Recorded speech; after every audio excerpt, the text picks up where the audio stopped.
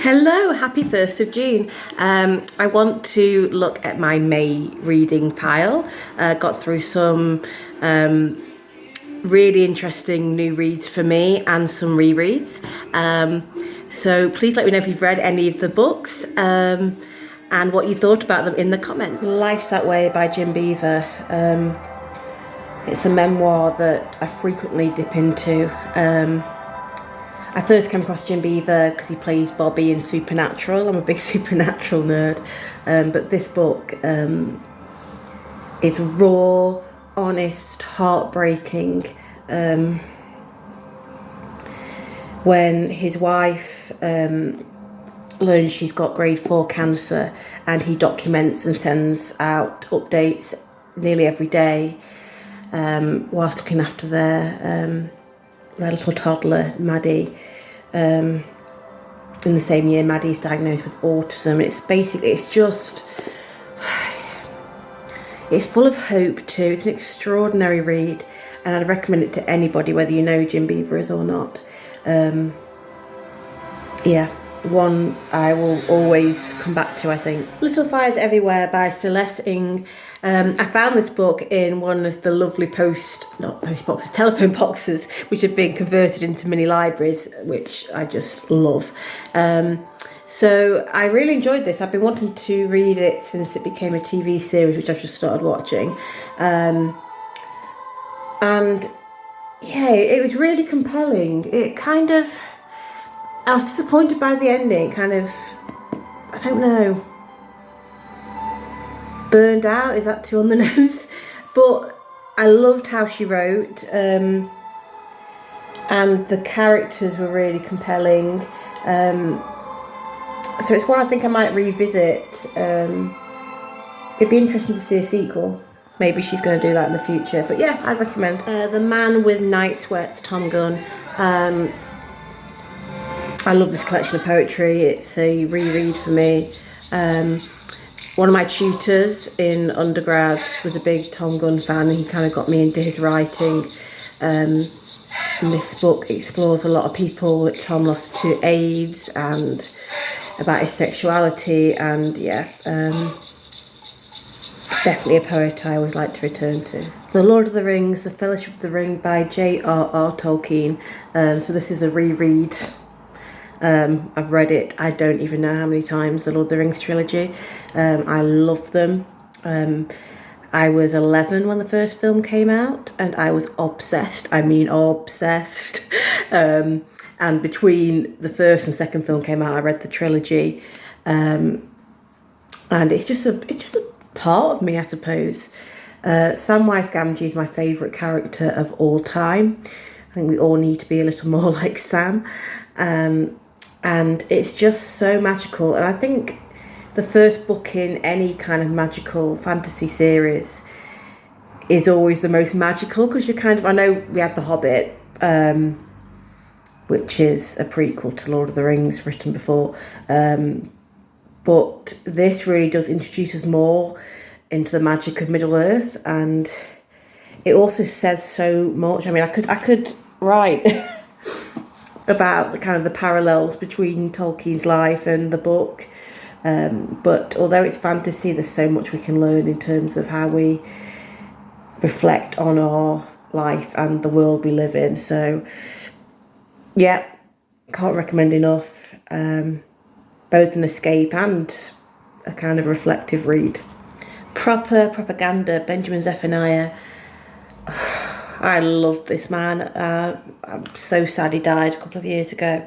I got to meet him. He was as creative and funny and kind as you'd expect.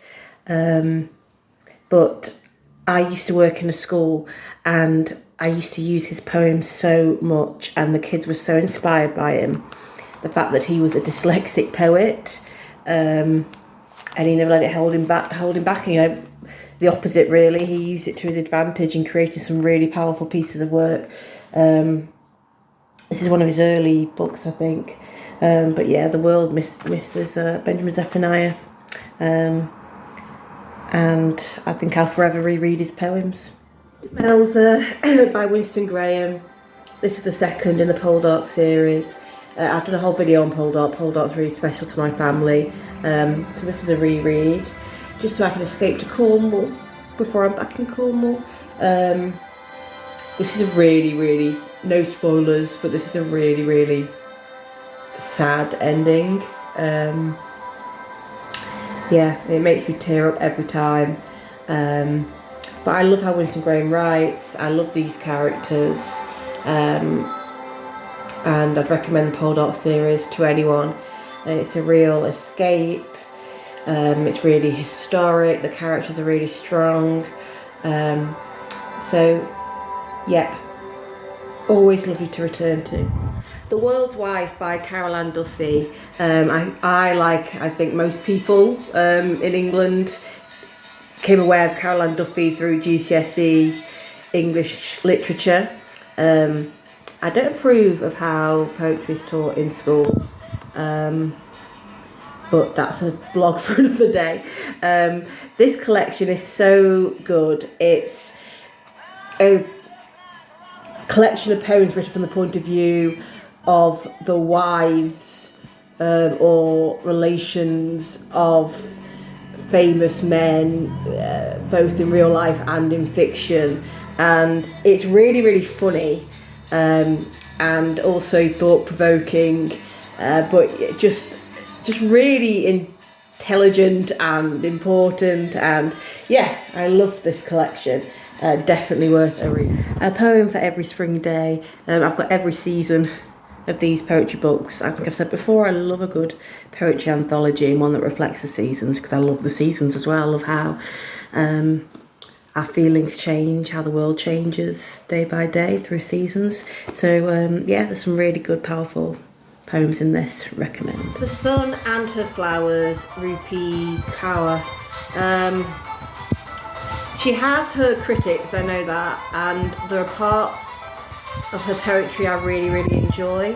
I get why people don't necessarily like her, but I do like how it's accessible and how they are so short, because sometimes it is nice just to dip into poetry, dip into a short piece. So yeah, I read it before and I wanted to kind of return and see what I thought second read. I don't think my opinions change really. It's I can see why she's so popular, and I can see why she has critics, so yeah. The Sylvia Plath journals from 1950 to 1962. As you can see, it's quite a tome. I felt so close to her. She was so ahead of her time in terms of what she wrote about, what it was like being a woman. She talks about her period, she talks about everything, which, you know, at the time would have been so taboo. But she writes, I mean, I was writing my diary the other day, I thought, oh my God, my diaries are so bad compared to the beauty in the way she writes. Obviously difficult at times to read. She was a troubled soul. You want to reach into the pages and just show her how much she has impacted the world of writing and books. But I definitely recommend reading this, especially if you're a writer yourself. I found it very comforting in a way when she was struggling writing, in a kind of frustrations, because even the greats had their bad days or weeks, whatever. So definitely recommend this. The Bulls, Head and Tails Colville Writers. So I run a creative writing workshop every month at my local pub in Tansley, Derbyshire. So if you're around those parts, please do free to come and join. But one of the members gave me this because her son attends a writer's workshop in Colville, and she wanted me to have a look at some of their stories, and I was so impressed. What a great anthology. Really diverse writing styles, and I love how they have like a monthly prompt and they write something from there. So yeah, go and support these guys. I was really impressed. Maybe if I'm in the area sometime I could come and have a workshop with you. I'd love that. Okay. There we go. The Beach by Alex Garland. This was brilliantly written, like so well written. I've never read anything like it before, really. I think I just wasn't expecting it to draw me in as much as it did. Very disturbing, very dark. I haven't seen the film, but I know it's much lighter, and I think they change a lot.